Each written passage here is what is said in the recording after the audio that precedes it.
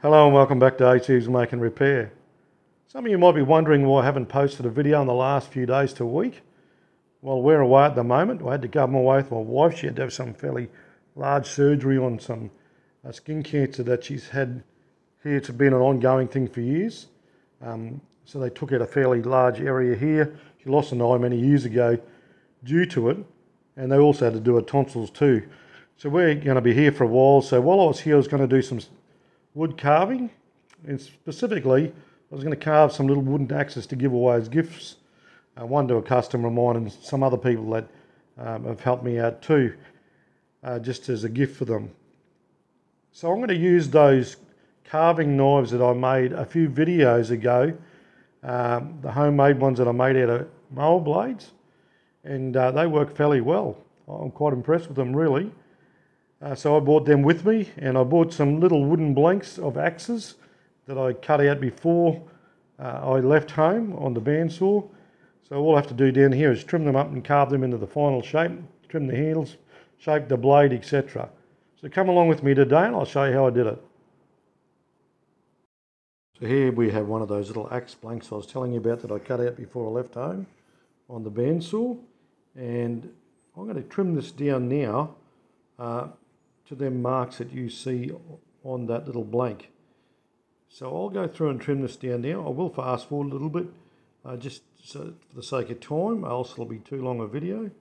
And this gives you a rough idea how I do them. First stage is I trim it down to those marks that you see there on that, and then we turn it on its edge and we trim it down the other way.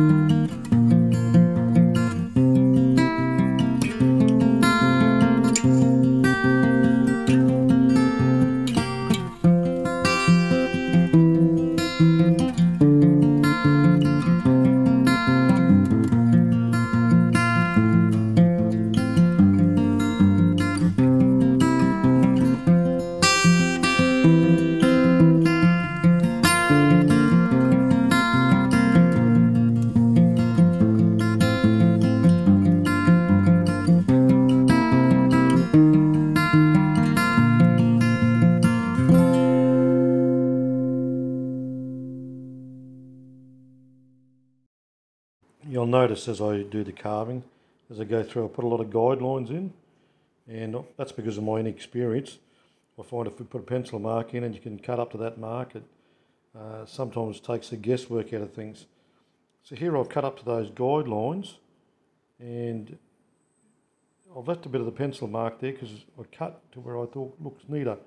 Now I'll mark a centre line all the way around this. This enables me to cut out my handle profile to that point. I also mark two other guidelines. This is the back of the handle, so it's a fatter area than the front of the handle, generally. And I mark at the front the same way and the edge of the blade the same way. So that's the back marked out. Then I'll flip it over and I will do the front now. I'll mark the centre of the blade. That's crucial to get the edge of the blade. And now I'm at the centre of the handle on the front, and I trim it down now in a minute with the knife again. I cut two 45s on the back, and then I proceed to sand them 45s before I cut the front profile of the handle too. That gives me a better look. I'll mark a guideline here now, and I cut that at 45.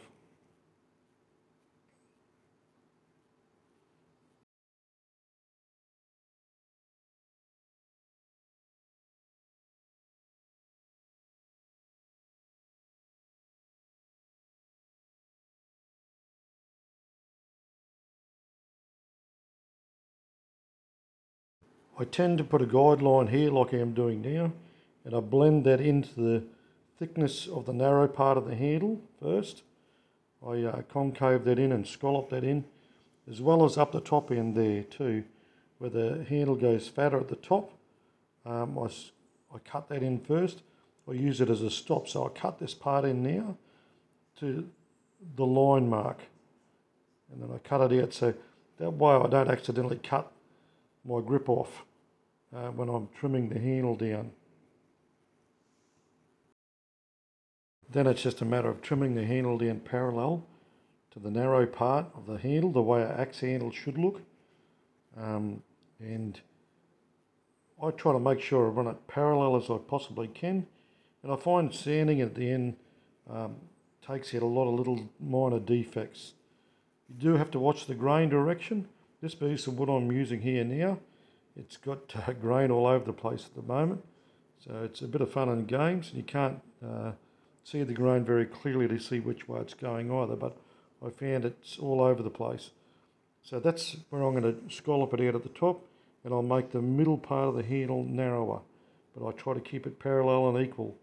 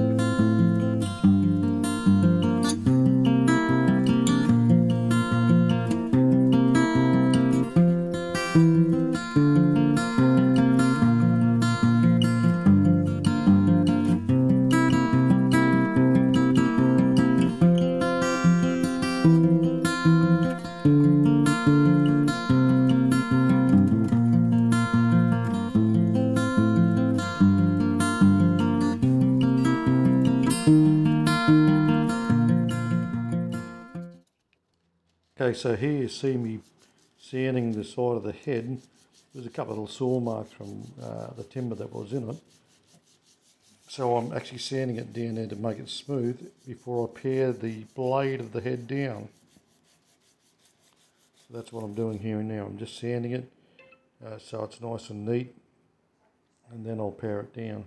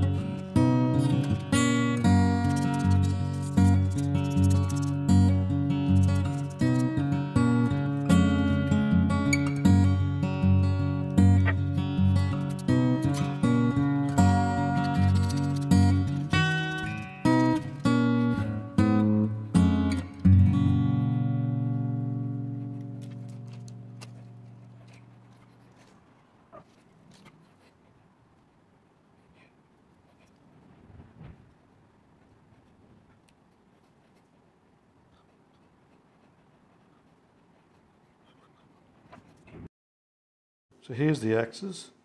This is one I did this morning, and generally speaking I would say I'd take about an hour or so on each axe, and that would be an extreme probably.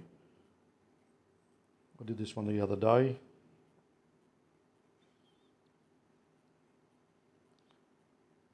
And this is the one I just did in the video. I have not finished them yet. I haven't painted them or anything like that. I haven't got any of that sort of gear with me, so I couldn't do that. And here's a little broad axe I did with just a variety, and it came up quite well too.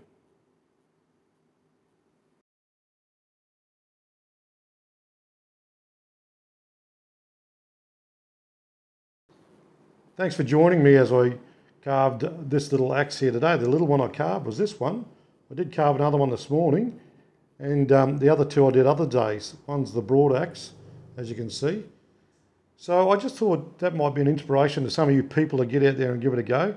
I'm by no means a wood carver, but I'll give it a go, and they say practice makes perfect. Well, I think I'll be far from perfect on this sort of stuff, but I'll give it a go.